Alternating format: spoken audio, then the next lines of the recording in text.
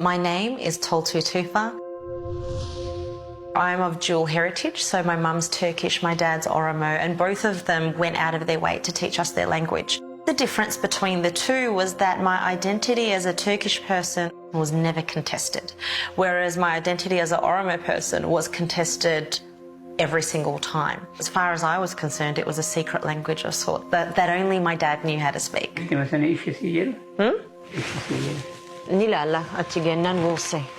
The Oromo people represent the largest indigenous population in the Horn of Africa, particularly within Ethiopia. The Oromo people's language was banned for more than 100 years. And during that time, Oromo people were not allowed to speak their language, and they were threatened with imprisonment and, for some people, murder. When Dad arrived in Australia in 1984, there were literally no Oromo people. He was the first. My father taught me how to speak the Oromo language, and eventually he enrolled me into a weekend school. And they gave me the opportunity not just to learn, but also to teach the language. When I saw that every other weekend school I went to had resources in their hands, except for the Oromos. So I thought, what if I just made my own worksheets? And then I thought to myself, I wonder if Oromo people living around the world have a similar issue. And then after that, I created the books. It's dark here.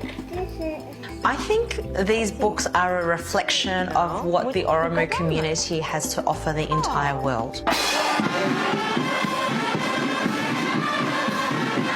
I was invited to attend the 2019 Eritrea Peace Forum, which coincides with a Thanksgiving ceremony that was being held in the capital city of Oromia in Ethiopia for the first time in 150 years. There were about 7 million people in attendance. People had come on horseback. Women and men were dressed from all the different regions. The heads of states had arrived. It was very intense. It was overwhelming. It was beautiful.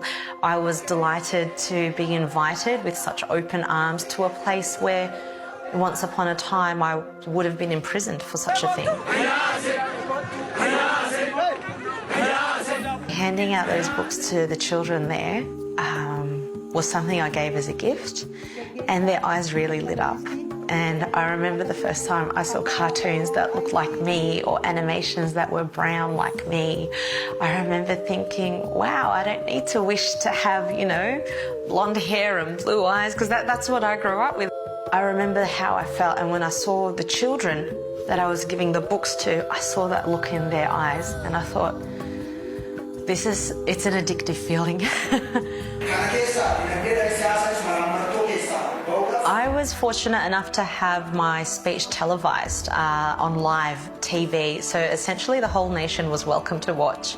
And it was an opportunity I used to show people that critical thinking and unity is what we need for our future. Australia weekend school. It was surreal. It was very surreal. People knew my name. People knew my history. People were talking about my life when they came to ask and pose for photographs, and people would call my name down the street. I don't think they're particularly interested in me. I think they're more interested in what I represented and the representation of hope, that somebody during the time of difficulty when people were too scared to say they were Oromo, that I was busy rallying people outside saying it's time to raise the language, to raise our identity, to raise our children. We need to show the world who we are.